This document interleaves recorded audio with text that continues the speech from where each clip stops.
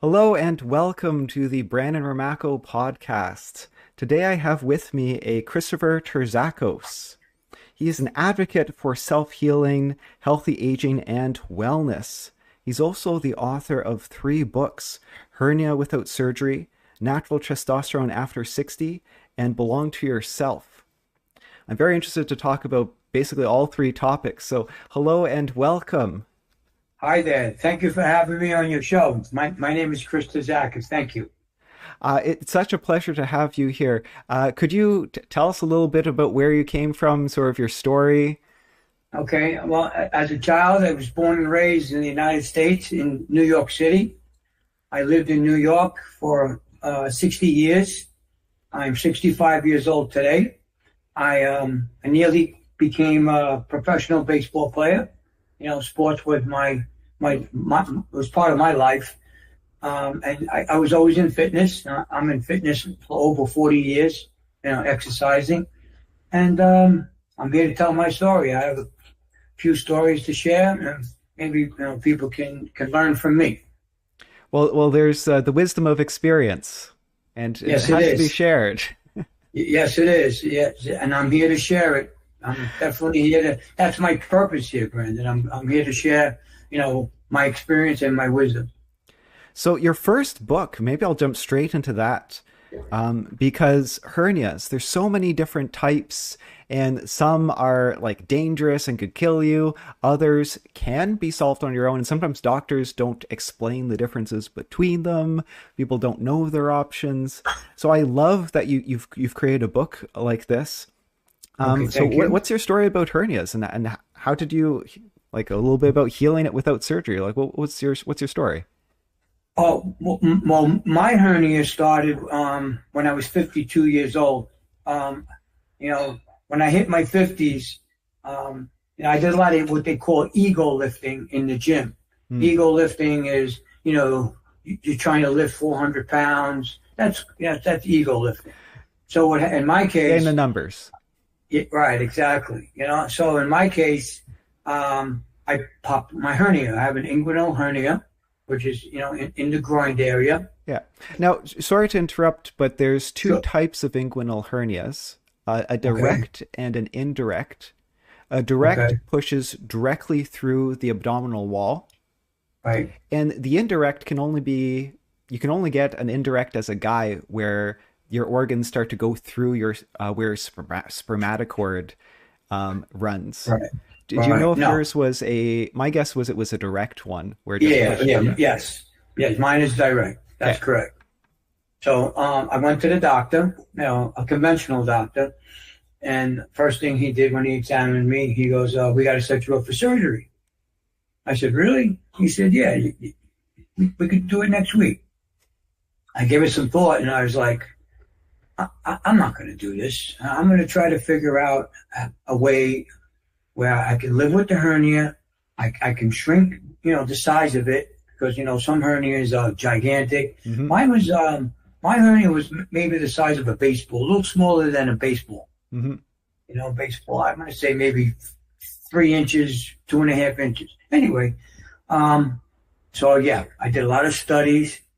I did a lot of testing on my own, and I come up with a solution. As I mentioned, I have a hernia of 14 years. If you was to see my hernia today, it's the size of a little smaller than a golf ball, very, very tiny. Hmm. Okay, and I started treating it. And how I started treating it was first I stopped all lifting weights for about, I'm going to say, at least 2 months. Yeah. I didn't lift anything. So I started taking Epsom salt baths. I was doing Epsom salt baths every day for about 30 days, 40 days straight. Now, with the Epsom salt, it reduces the inflammation and it calms the body down. Okay, because most people get hernias like, oh my God, what am I going to do? What am I going to do? They Yeah. start panicking. Yeah. And the first thing that comes into mind is either they want surgery, and there's others that say, I don't want surgery. I don't want to do surgery. So, and in my case, that's me. I said, Hmm. I don't want surgery. So just to start off in the book, Here's the cover of my book, Hernia Without Surgery. A lot of Epsom salt baths and a lot of massaging. I kept massaging it down. I was pushing it back into the perforation of the abdominal. I kept pushing it in, and I did very, very, very soft massaging. I would use soap. I would use something where my hands would slide good. Essential oils were good. Mm-hmm. And I did that for about 40 days straight.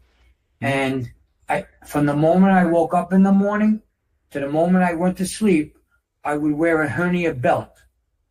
It's called a truss, Truss. Mm-hmm. You can Google it. It's on Amazon. And I would wear the belt the moment I woke up, and the moment before bedtime when I took my last shower, I take the belt off. And I did that for 40 days. And I started noticing, wow, this is working.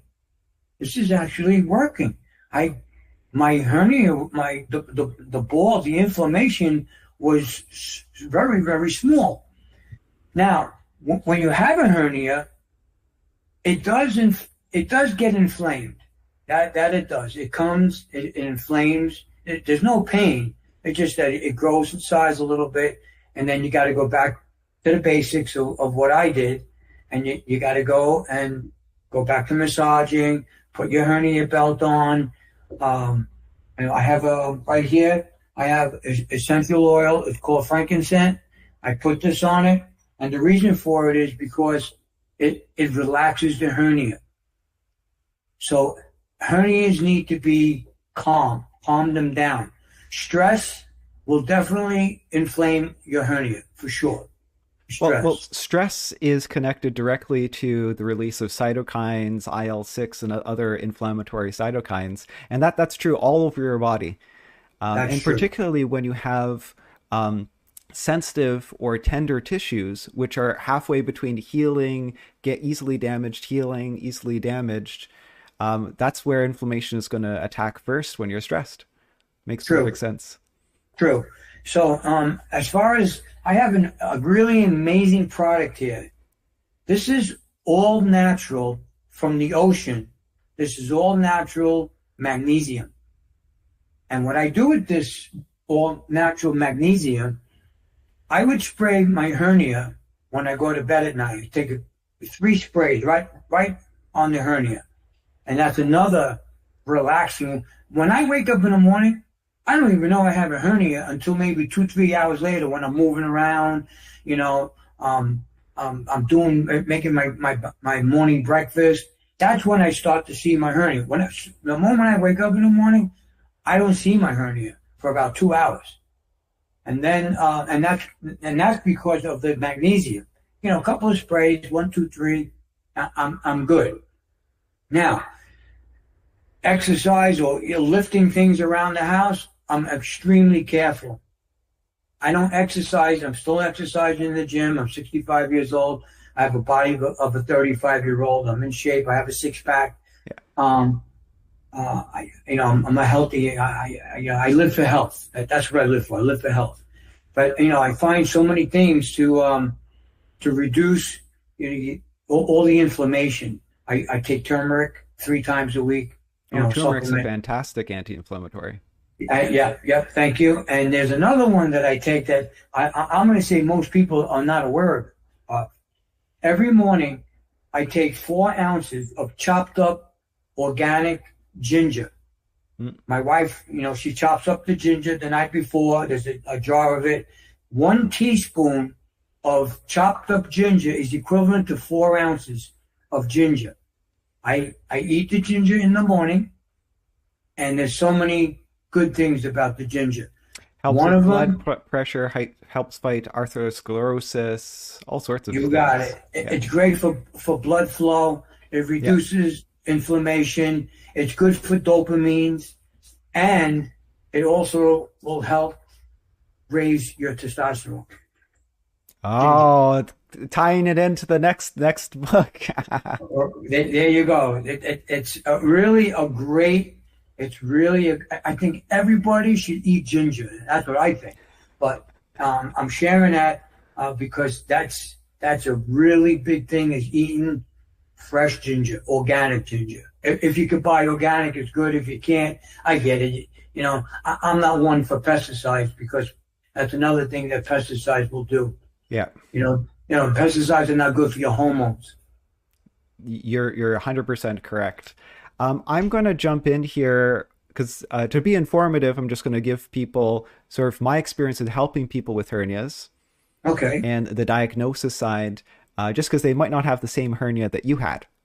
Okay, good. And they might not be able to visualize, because you could feel what was going on to a certain extent. I'm going to try to help them visualize. Okay. So we have direct hernias, which push out basically through the abdominal wall. Now, this can be a sort of a weakness. It can tear. There's multiple layers. Like there's 6 layers. There's lots of layers of muscles and fascial layers between each of the muscles. And so depending on how many of those layers have torn is one measure of how difficult it is to repair and heal on its own, how large the tears are. Mm-hmm. And a tear of the abdominal wall like that, a pretty bad one, that's equivalent to rupturing like your biceps, like fully rupturing a hamstring. That is a serious muscle tear. And when someone in sports, tears their Achilles or something, they're out for a couple weeks at least, a couple months rehab. A year. If you tear your Achilles, you could be out for a year. Yeah. And so it's sort of the same thing when you get that hernia, when you get that tear through the abdominal layers, depending on how many layers, how big the tear is. So first you have the sort of inflammatory phase, first few days, because just like any injury, first few days. Then there's the main healing phase where it starts to patch things up, and the remodeling phase. And in that period, you have to be very careful, just like Christopher was. And then what you did, which was the massage, that can be done for any muscle tear injury. Hamstrings, biceps, triceps, quads. That is a good thing to do as you're healing, because your body puts down a patch, and then the patch is weak. It's weak collagen. It's weak fibers. It has to go through and destroy the patch and remake it with proper strong fibers. Right. And so that remodeling, if you're constantly, so it's important that you use the muscles, not necessarily overuse, but you use the muscles, and you can massage to make sure the layers are supposed to glide against one another, or else they don't function. And it pulls, it's painful, it pinches. So what he did with the massage helped to get those layers probably basically slide on each other in their correct positions, working out the scar tissue, allowing the muscles to pull together as much as they could on their own. So what you figure it out is similar to some of the treatments I put patients through and some of the home exercises I do with them. Great. I will caution patients, though, there's a few types of hernias that are lethal. And it's good to know which ones those are. Okay. Well, I like to know which ones are lethal. I think I know one. Okay. And I think it's the umbriel, right? The umbriel? That one can be, because the hole is so small. If any of your organs manage to push through that hole, they end up being stuck. Right. So the umbilical one is definitely one that can be lethal or not. If it's transitory, it's not lethal. If it pushes out and it stays out, that means your organs, your intestines, are stuck through that hole. And your food has to go through your organs. So that's true. Because of that restriction, you're not going to be able to digest your food, and you're going to die. So depending on your type of hernia, if your organs are pushing out and stuck out, and you can ask your doctor, am I going to die? Is this going to get infected? Am I going to die? Get an answer from your doctor. Oh, yes, you need the surgery or you're going to die. Okay. Take the surgery so they can pull your organs out of that hole so that you don't die. Right, and the surgery you're talking about is the mesh, right? The mesh, they put a mesh like over the hole. They can do it that way, depending on how big it is and where the tear is. Mesh is quite common. They can actually just sew up the tendon or ligament, depending on where it is. They can actually just sew things together without the mesh. Really? The abdominal weakness, if it's a large one, they need to do a mesh. Like if it's just a large area, if it's a small hole or it's It's the tear, and if they can pull those layers together and attach Yeah. them, then they don't need to use the mesh. Okay. Okay. There's also hidden hernias. Men can get an indirect hernia where organs push out through a hole, where it's a channel that our spermatocord runs through. So it doesn't push out, but we just end up getting pain, or men get pain, and it turns out to be sort of this hidden hernia because it doesn't push out of the body; it pushes like deep into our groin. And there's also a femoral hernia where your organs push out along your femoral vein and artery and nerve, and basically your organs start pushing out into your leg, which is also sort of hidden. You can't see it, but it's also a type of hernia. So I want to cover those. And I want to talk about the truss belt, which I have a love-hate relationship.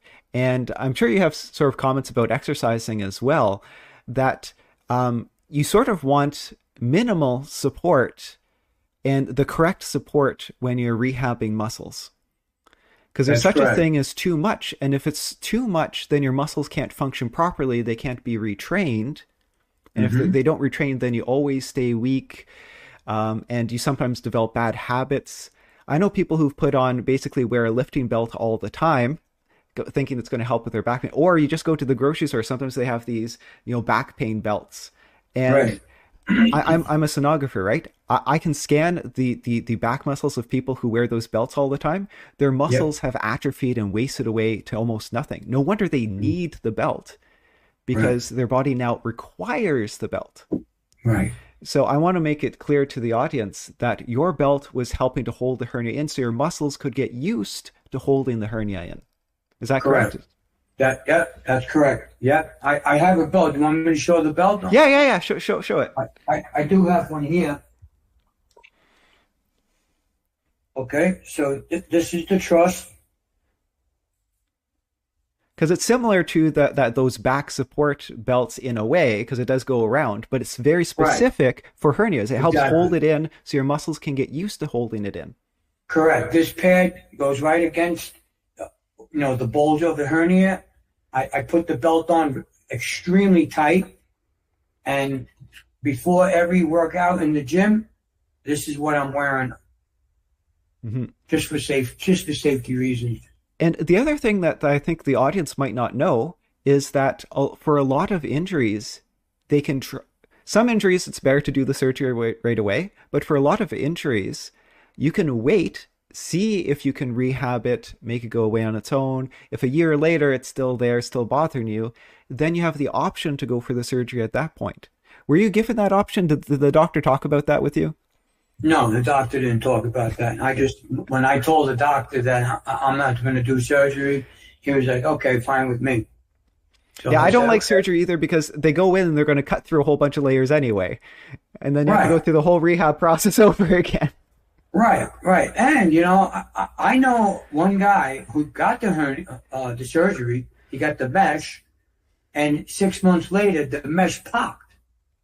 And he had to go back and get cut open again because the mesh popped. Yeah. So, when I hear stories like that, let me try to do this on my own. First, is what I said. I was 52 years old, and if it doesn't work, then I'll go. I have another option. I can go get surgery. There's various surgeries that I looked into. I'm not sure if there's another surgery that they take a piece of muscle from another body part, and they sew it to where your perforation is on your hernia, and they put a piece of muscle there. Yeah, depending on where the tear is, they'll take muscle from somewhere in your body, or because muscle turns into tendon where it attaches to the bone, they'll sometimes take a tendon from somewhere else in your body to try to pull things together. Right. And again, it depends on whether they can pull or whether they think, if I had a little bit of muscle here, a little bit of tendon, then I can connect up the parts. Yes. It depends on your surgeon. There's some brilliant surgeons out there. You sometimes don't know how good your surgeon is. Right. Well, if I was to get surgery, I go strictly for a hernia surgeon. I'm not just going to have a surgeon, perform a hernia surgery on me. He's got to, have years of experience. Yep. So one thing I wanted to mention too, because like a lot of your stories, even the belong to yourself, Yes. and natural testosterone hernia with their surgery. I feel like all of these are targeted to men, and men need to hear a lot of this stuff. Right. But women suffer with hernias. A large percentage of the women of the world suffer with Hmm. hernias, but they don't call it Hmm. hernias. And frankly, the hospital system doesn't really treat it as an injury to women because so many women get it. It's sort of sad, and it's called diastasis recti. And if you're a woman listening who's been pregnant before, you know that your muscles need to split and spread out to let the baby sort of get some space. And that weakens. So it's not a tear, but it's a weakening. So unlike your story, which involves trying to basically heal a tear, and a lot of your recommendations work for any muscle injury anywhere in the body, frankly, any Hmm. serious muscle tear, hamstrings, quads, calves. Some of your ideas translate. For all the women out there with diastasis recti, it's a splitting, and sometimes it's a tear, sometimes it's a stretch. If it's a tear, surgeons can reattach it if necessary. If it's just a stretch, you can basically strengthen the muscles, and there's so many layers of muscles. Some of the muscles are responsible for breathing. You can do breathing exercises to pull the layers together, and you can close that up. Actually, out of curiosity for exercises, um, do you do, because of all the layers, some are more for breathing, some are more for oblique work Hmm. and bending sideways. What do you do in terms of exercises? As Um, far as exercises, I have some videos that my team is putting out on my YouTube channel and my Instagram. Um, just to show people how I exercise with my hernia. Most of the time, if my hernia is on my left side, so if I'm standing up and I'm doing a stand up exercise, I always make sure that my left foot is forward, mhm. because if my left foot is forward, I take the pressure right off the hernia area. It So changes the orientation of the pelvis. it So, does. yeah. It does. Absolutely. So that's one of the keys. And the other one exercise that I do is mostly I do sit down exercises. Mm. Sit on a chair, on a bench in the gym, and I'm always doing sit down exercises. And my feet are like pushing down to the ground, which takes the pressure off my abdominal area where my rupture is. And my guess is when you push your feet into the ground, that's going to activate your core. Absolutely, Yeah. 100%, hundred A- percent. And I don't want my audience to take the wrong lesson. He isn't living his life sitting down. He is doing heavy exercise or more intense exercises seated. Correct. Correct. And there's one thing that I would like to share with anyone who's listening. You don't need to lift heavy weight. You Yeah. have a hernia, be conservative. Lift weights that you can. If you want to lift lightweight and do a lot of reps, I recommend lightweight and a lot of reps. Please, I emphasize this. There's no need. You're not in a bodybuilding contest, so you don't need to lift heavy weight, to feel right, feel good. And some people who look at like I'm not built, but I'm quite healthy looking, and I have the six pack just like you. And people Good, will ask, good. oh, what's your secret? You must go to the gym every day. It's like, no, you use lots of weights. No, I use like soup cans. That's funny. Yeah, like it doesn't take a lot to stay healthy. But one thing again, take lessons from this, that this guy, Christopher, you are still active. This hernia doesn't keep you from any of your activities of daily living. It doesn't No. stop you. And if it did, my guess is what you would do is you would probably do exercises mimicking that motion, trying to figure out how to use your muscles to make that motion safe again. Is True. that correct? 100%. Yep. Yeah. You, And it's you, a you different got it. mentality. So many people are get this defeatist mentality. No, I can't do that. And they just stop. You have the mentality that, no, I can figure out how to do it. My body's a machine. Right. Your body will heal itself. So just let your body heal itself. You know, love yourself. You don't have to put any harm onto your body. Just go with the flow. Like I said, lightweight. I live a normal life with the hernia. Nothing changed. The only thing that changed is my mind. My mind always tells me you got a hernia, always. Now, I'm going to translate this to actually a different injury, which is similar, okay. is people get a disc herniation. And disc herniations tend to, or how do I word this? The evidence of the disc herniation seems to last on MRI, but stops being symptomatic. Mm-hmm. And so there's no more pain from the disc herniation itself. That issue is over, but they still have pain because they have deconditioned muscles. Their joints, the coordination of the joints is bad. So they start moving and they get these buckling. Oh, my back. Oh, I threw out my back again. Oh, they think they threw out the disc again. It's not the disc. It's their joints jostled because they were so scared to move, and that only makes them more scared to move. And they're so scared to move. And I agree with them. They should not go to a gym and start lifting weights. That's not the solution for them. It's to approach it gently. And their body you have to gently re-expose the body to motions again. Mm-hmm. I sometimes take these people chronic pain 20, 30 years, and I say, okay, bend forward. No, I don't bend forward. I never bend forward. Right. Okay. Well, we're going to approach this. I want you to bend forward like 1 inch. Mm-hmm. And they're like, oh.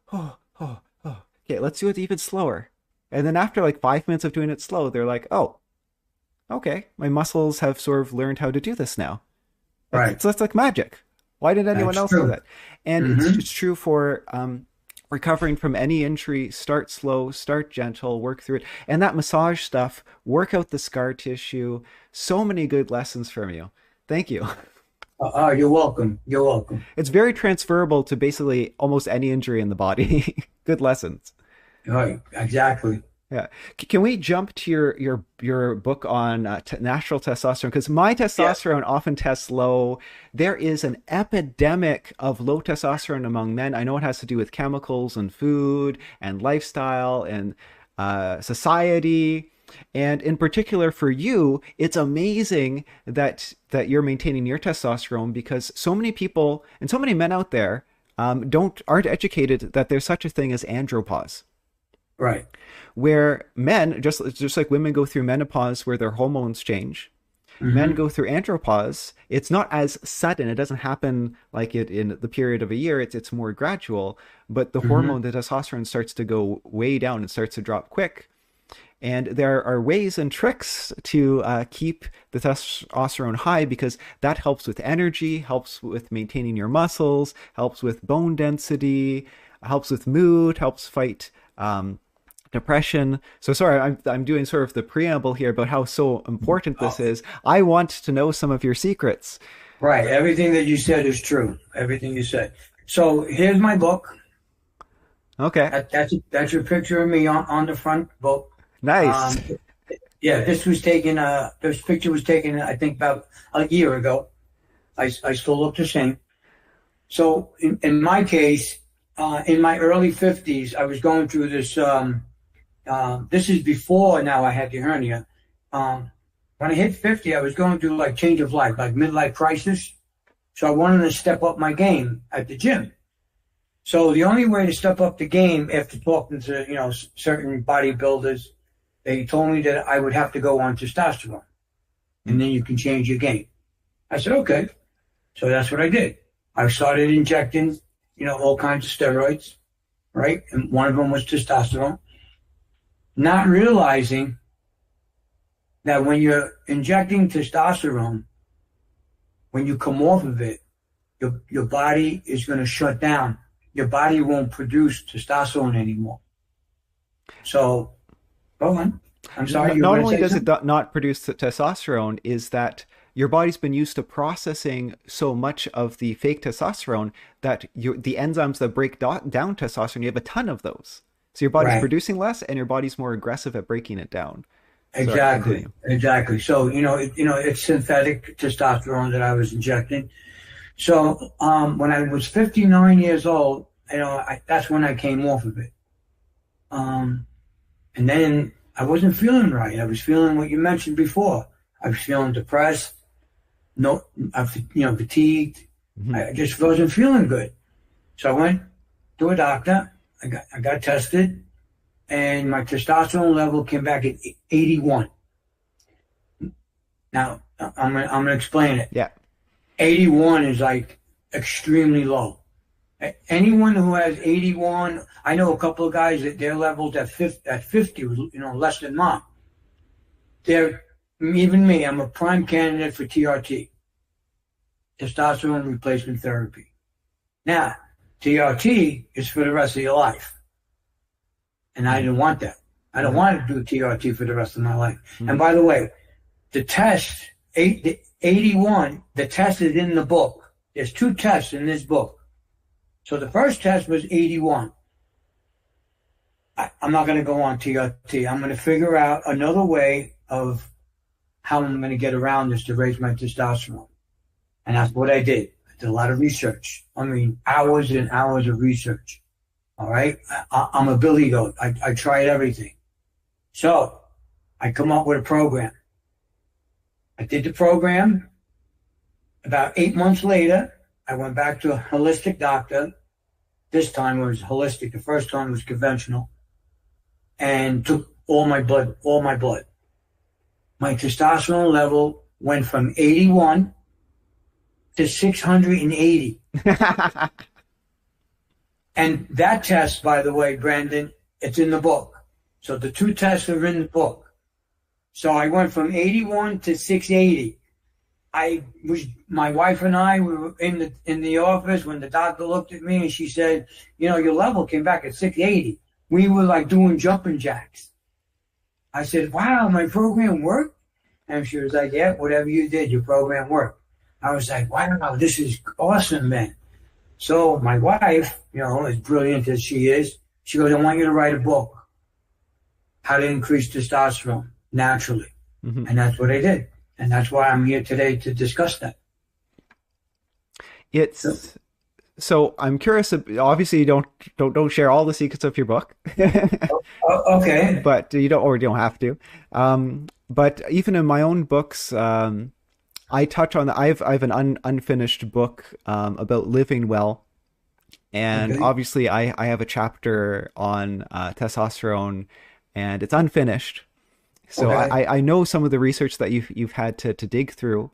And of course, not all the supplements work for everybody. Some of the research is better quality, worse quality. And some of the changes, it's like, it increased 5%, and other supplements, it's bigger changes. So to decide what to put in a program. So whatever program sounds like it worked for you, cautiously might not work for everybody, but a lot of the supplements and a lot of the tricks work for most people. Okay. Well, I like to share some. Yeah, please share a couple for them. Okay, so basically, I'll get to the supplements later because the supplements, I have some more important more items before the supplement. Mm-hmm. One of them is cortisol. We have a hormone in our bodies. It's called cortisol. Cortisol, it increases when there's a lot of stress. Yes, it is the stress hormone. Fight or flight. It's the stress hormone. So I'm going to go through the motions. Cortisol, right? Stress is part of it. And estrogen and insulin. Now, those are all blockers of production of testosterone. So let's start with sugar. You got to get off the sugar. Anyone eating cake, you're eating cookies at night, or whether in the morning you're putting 5 scoops of sugar in your coffee or tea, you have to eliminate sugar because sugar will raise the insulin. And once the insulin raises, then now you're blocking the flow of testosterone from production. Mm-hmm, mm-hmm. So these are all the defenses of testosterone. So I worked really hard on lowering my cortisol. There's no sugar in my house. Hasn't been sugar in my house in years. Okay? So now the insulin is low.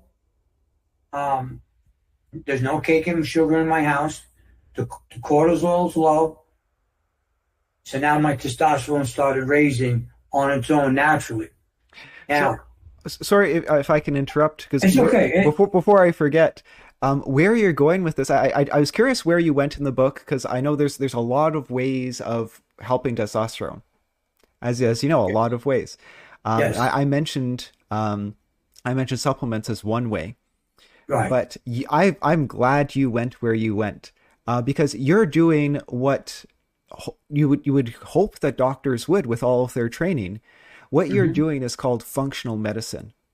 You're Right. looking at, what helps with the production, what hinders the production, what hinders the effectiveness of testosterone, what Hmm. affects how the catabolic process, the enzymes that break down testosterone, what's the whole Hmm. cycle before, middle, after. Um, that is called functional medicine. And so Hmm. you're doing what you would hope a doctor would do, but a lot don't go into that detail. They don't spend the time to figure out that stuff, or even to learn that stuff. They had to learn it to pass their board one medical exam.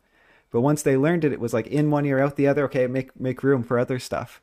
So Right. I'm really Well, happy where you're taking this.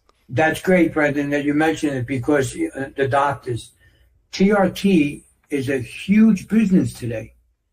I mean, it's the first thing that a doctor will tell you. Oh, you got to go on TRT. There's a lot of things, a lot of downsides to TRT. You can get a stroke, your blood thickens, your red blood cells go up, you can get a heart attack. There's a lot of things. Now, if you really need testosterone, if you really need TRT, and your body's not ever going to produce it again, then that's your last choice. You, Hmm. you got to go on TRT because you need testosterone. Every man needs testosterone. So I'm not against TRT. It's not for me. I know all about it. I did all the research on it. I'm not going to go to a doctor twice a month. He has to check your levels. He's got to, and you can learn to inject yourself, so you don't have to go to get injections. But every 3 months you got to donate blood, and the reason for it because your blood's thick. So you got to dump blood to produce new blood that now your blood will thin itself out. So those are reasons why I don't want TRT. Plus, it's for the rest of your life. So it's a commitment. Hmm. It's like, marriage. When you get married, it's for the rest of your life. So same thing with TRT. If you're going to take it, just keep in mind it's for the rest of your life. If you want to try my program, it's going to take a little time.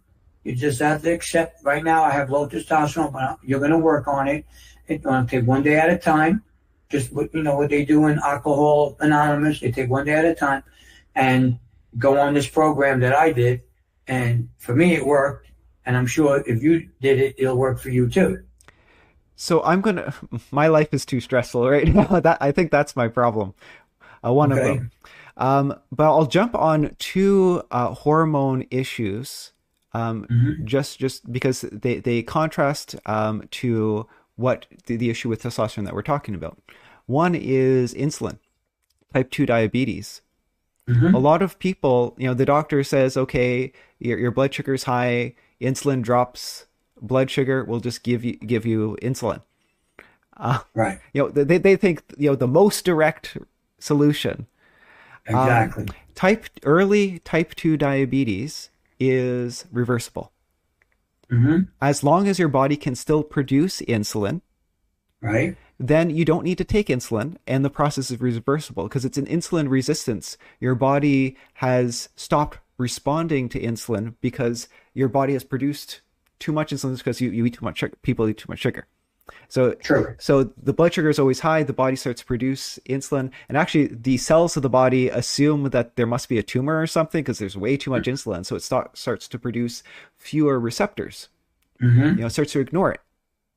And Hmm. the way to do that is you basically diet. You diet is one like basically fasting, and so your body's like, oh, the insulin's gone and the sugar's gone. Okay, we can put the normal amount of receptors back, and then you can go off all the medications and you don't need insulin. It's magical, but doctors often don't say, because in fact a lot of them say, well, they're never going to go on a diet, but that Right. is but you don't know until you tell the patient that that's an option. Right. The one thing that also contrasts with what we're talking about testosterone is for women, testosterone replacement There's a lot of conflicting research on that, and for women, they do lose the ability to produce the hormones. Unlike men, where it's sort of degrades a little bit, but we can still make it normally. Right. But for Right. women, it can degrade significantly because you basically lose your ovocytes, you lose your cycles for women. So they basically lose major hormone producing organs. So for Right. them, you could argue that hormone replacement makes more sense, although there's some research that says, humans have evolved for a long time, that the symptoms of low estrogen and progesterone, the symptoms of menopause don't seem to correlate to the actual hormone levels.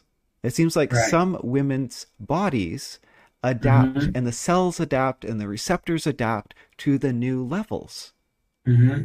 So even for women where their numbers are going to be low without replacement therapy, the body can evolve to adapt for women. That's separate from men, it seems. Hmm. But I thought this was a good point to sort of inform on two other health problems because it all involves hormones. Right. And what you mentioned about the insulin, it's the same scenario as the testosterone, and I'm glad that you brought that up. It's the same concept. Yeah. So with the program, we talked about the cortisol, the stress, and the sugar, right? Yeah. And the estrogen. Talked about that. So that was my first step. To start my program. Now you also mentioned, and I'm glad you mentioned it, fasting. Fasting. I've been fasting now for I don't know how many years. I fast for about between 14 and 16, 17 hours a day. That's my fast. My last meal is about 5 o'clock at night. I might have a piece of fruit around 6:30, 7 o'clock at night, and that's it until the next morning to 10 or 11 o'clock the next morning. So fasting plays a big part in increasing testosterone. When you're sleeping, sleep is another one. When you're sleeping, your body will produce human growth hormone and testosterone while you're sleeping. So 3 factors I just mentioned. You've done your research. I am I did. impressed. I am impressed, man. Thank you, Brandon. Thank you, brother. I appreciate it. So, yeah. So we mentioned sleep. We mentioned fasting. The other item that I do every day. I live in sunny Florida. It's sunny here like 90% of the year. I go into the sun for about 15, 20 minutes a day. I get natural vitamin D. Mm.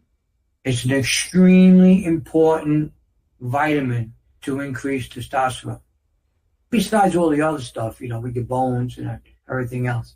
But to raise your testosterone, vitamin D. Natural is better than a supplement. If you can't get natural, then go on the supplement. Yeah. And I'll jump in here as well. It's also it's hard to get enough of the natural without getting sunburnt. That's true. That's true. And so some medical doctors are like, well, you can't because the dermatologists say no sun is good for you. That's But true. I know that. there's so much more to spending time in the sunlight. There's the stress response and there's the ocular response. It feeds Hmm. right into some parts of the brain responsible for serotonin and melatonin production and regulation. Absolutely. So Absolutely. it feeds into mood, it feeds into sleeping well. There's much more that goes on with spending some time outside in the sun. Exactly. Exactly. Another important tip that I like to, and I think everyone knows this, or they should know it, exercise. You want to increase your testosterone, you got to exercise. You don't need to exercise an hour a day. You can exercise 30 minutes. 20 minutes is even good, but you need to exercise. Yeah. Exercise is very important for so many reasons. And on this topic, it's important for testosterone.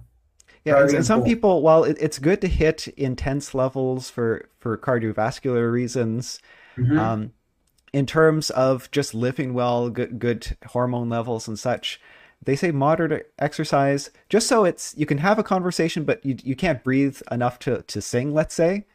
Um, True.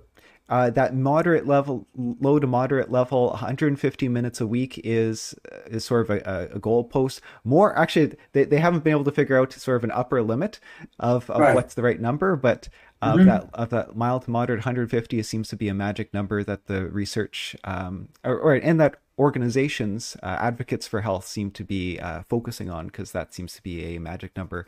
I play on I play VR games. Okay.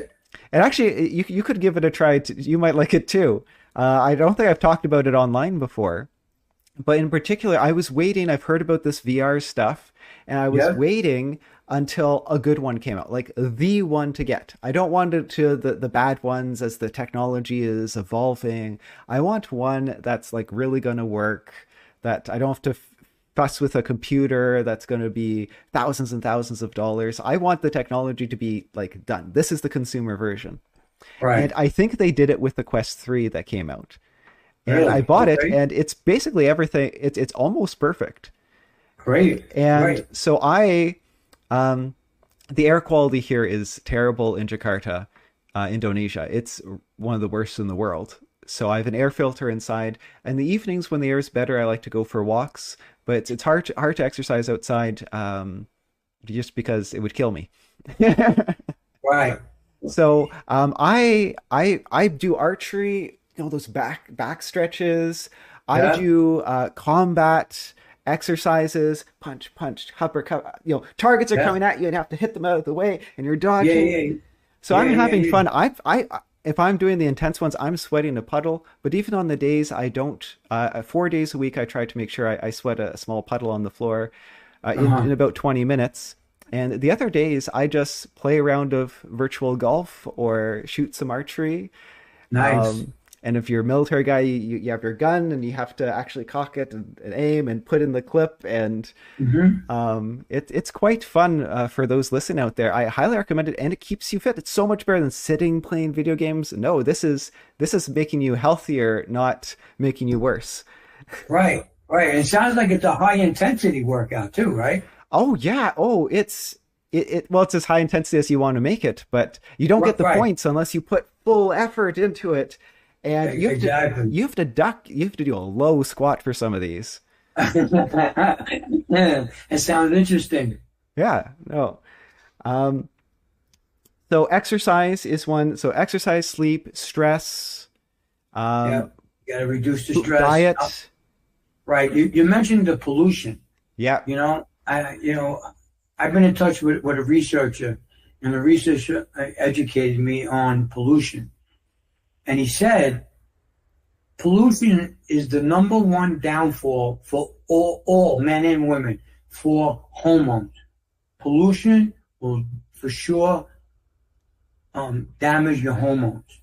And there's one, we talk about like, the cars and industries, sending off all that pollution in the air.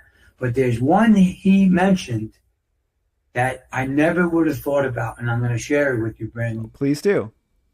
I have a Cremate, suspicion, but cremation. no way. I didn't know.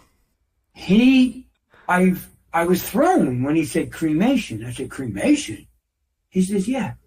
He says in the last 20 years, how cremation increased. Years ago, if you died, they would bury you. Yeah. He says, now today, everyone's doing cremation, but nobody talks about the toxins that go in the air from cremation. Oh, I had no I was idea. like, wow. I was thrown when I heard that. I said, wow, that makes a lot of sense. He said, yeah, cremation. He's actually the inventor of the product of magnesium. Mm. This is on my website, by the way. If you go on my website, you'll see activation products. He's the inventor of all that. Everything comes from the ocean. And when he told me about pollution and cremation, I was like, oh my God, that makes so much sense. So just keep that in mind. Cremation is big also, Brandon. Well, So, there's yeah, so many different, and they can affect different things as right, well. So right. it's So, hard to escape from it. So I don't think of it. I try not to think about it too much because it's hard to escape. right, Right. So let's on the food now. I want to share certain foods. Okay. Certain foods to increase testosterone. First, we're going to go with the do nots. Okay. First food you don't eat is dairy. Dairy is not good. Causes inflammation. It slows a lot of the organs down. And fried food. You need to stay off fried food. It's not good for you. It's not good for the production of testosterone. Not good. So, and sugar. We mentioned sugar earlier. The foods that you should be eating would be, and I only eat grass-fed meat. If I'm going to eat meat, it's got to be grass-fed only. I'm not eating food with loaded with bunch of injectables. I'm not doing that. So I eat grass-fed meat once a week. I eat shell food, shell lobster, shrimp, and the best thing to raise testosterone is oysters. They're all high in zinc, and zinc. If you can't eat seafood, go on a supplement, a zinc supplement. Zinc, boron, these boron, are things that are necessary to make testosterone. So you got it. And boron is loaded in meat. Yeah. So I take also a boron supplement, to help my free testosterone, because that raises your free testosterone, which will increase your normal testosterone. So yeah. And a lot of the things you mentioned also have DHA and the omega-3 fats, right, which helps control inflammation. Right, DHEA, DHEA, taurine. Taurine's in meat because your body needs taurine. Taurine's in a lot of sports drinks. Now, I don't drink sports drinks because it's loaded with sugar. Yeah, it's like, yeah. Right, I don't drink that. But if you look on a sports drink, it always says taurine on the back label. I'm not sure if that's their selling tool to sell the product, but they don't tell you how much fructose is in it. So your body needs taurine. So I would look up taurine. See, if you don't eat meat, then you need to go on a supplement, taurine supplement. Oh, maybe now our time's sort of winding down here. Okay. I want to throw one more thing, and it ties into what we were talking about, diet and fasting. Yes. Is weight, fat. Adipocytes, fat cells produce estrogen. They actually produce estrogen, and the estrogen is going to be a blocker for your testosterone, right? That's correct. That's actually mentioned in my book, is weight loss. Yeah. Right. Yeah. And you got to keep the weight down. Yeah. A lot of people think I must, again, I don't exercise that hard. A lot of keeping weight down is in the kitchen. Exactly. And the cabinets, whatever you pull out of the cabinet, that'll keep your weight down, or your weight up if it's the wrong products. Yeah. So yeah, weight loss is very important. I went from 295. Now I'm down to 165, 168. I fluctuate. I don't go past 170 to keep the weight down. Mm-hmm. So, if your testosterone level is at 300, 300 is like the breaking point. If you're below 300, you say you're around 250, you can work on yourself. Remember, I was at 81. So your testosterone should be between 300 and 600. If you're 20 years old, your testosterone is 900 or 1,000 when you're 20. But that starts to go down 30, 40, 50 years old. It starts to decline. Yeah, I'd be curious to do a test on myself now. My last test was, 15 years ago? Maybe? 10 years ago? Yeah. Every year, you should go get your testosterone checked. Just to see where you're at. Yeah. Just to see how you're doing. It's like a car. You change the oil or you check the battery on your car. You should do the same thing with your body. No, you're right. I should. Or anybody, and everybody should. Everyone should. You have to know what's going on. So if you know there's something wrong, you need to work on. And if you don't know, you can't work on it or focus on something specific. That's true, especially when you're older. It's harder to recover when you're older than when you're young. So when you're older, always check yourself out just to see how you're doing. So just I want to hear a little bit because I know what your first two books or the first two books are about, but Belong to Yes. Yourself. I'm Yeah. curious what that book is about. Oh, well, belonging to yourself. I'll show you a picture of the cover. Okay. Okay, it's pretty thick because I had a lot to say.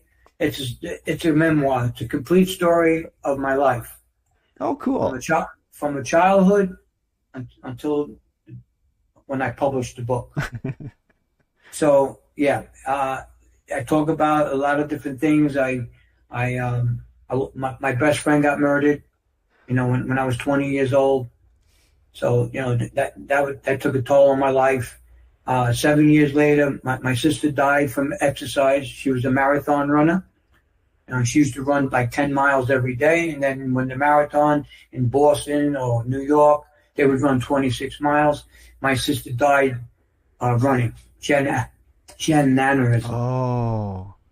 So, yeah. Yeah, So those can I wrote, strike suddenly and yeah, yeah. And then, just I've been a leader all my life. I came into the construction business, when I was 17 years old. I'm still in construction. I'm semi-retired today. I was always a leader. I always helped people. I even coached the baseball team. The league that I played for when I was a young kid, the president, told me they would have to close the league because they didn't have money and they didn't have players. So I told him, how much money do you need? And he told me, I gave him the money. I said, you can't get rid of the league. These kids got to stay off the streets in the summertime. So, he started crying. He was the president of the league. His name was Bobby. I said, Bobby, no need to cry. He goes, I can't believe this, Chris. I said, you can't, these kids to this day, they still got the league. nice. Yeah, so that's written in the book. A couple of relationships that I was in. I talked about my first marriage. I screwed up that marriage. It was me. I was going through a lot of things in life. And there's one thing that in the book that I want to emphasize. Mm. It's self-love. Okay. I always wanted to belong. That's why the book is named Belonging to Yourself. I always wanted to belong. I come from a broken family. I always wanted to I wanted to feel like I was around a family. So the baseball team felt like it was a family. My relationships, I thought, they were like family. But today, being that I'm 65 years old, you have to have self-love for yourself. Everything else will flourish. You have to self-love yourself first. I always put people in front of me my whole life.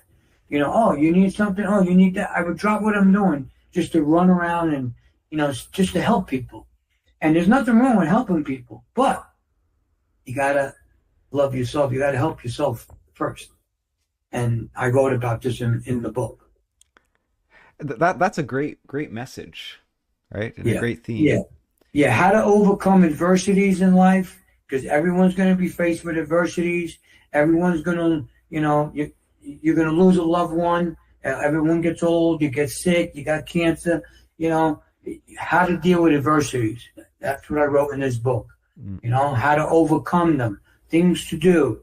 Take on tasks. Keep yourself busy. Keep yourself active. Yes. And that's the key to success within yourself. You don't need to be successful and have, $40 million in the bank. Successful comes with you first, and that comes from the heart. I was going to ask, do you have any final messages? But it seems like that's a perfect message to sort of close with. Right. Thank you so much for your time and for creating these books and for positive messages and looks like well-researched lessons for testosterone, sounds like. Thank you. I appreciate it, Brandon. It was a pleasure to talk with you. You're very educational yourself. Oh, that's what we try to achieve here. I got a good education today. There's a lot of things that you spoke on that I'm educated today now. And now you can share it, and it spreads out, and the whole world becomes a better place, we hope. Exactly. 100% agree with you. So, to my audience, thank you for listening. To my guest, thank you so much, Christopher, for being with us. And I wish you all the best. Cheers, everybody. Okay. Thank you for having me.